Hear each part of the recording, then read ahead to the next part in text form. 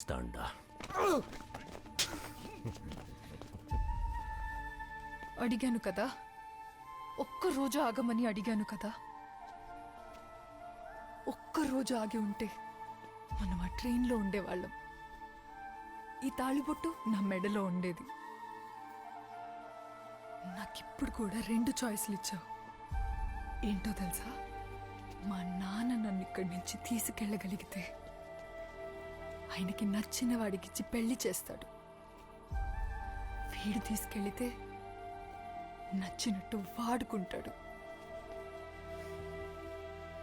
तुम हर बार पूछती हो ना, ఇది బెటరా అది బెటరా అని. చెప్పు, ఏది బెటర్? సార్, ముందు వాడిని తీసుకోండి. తీసుకురండి. సారా సారా సారా సారా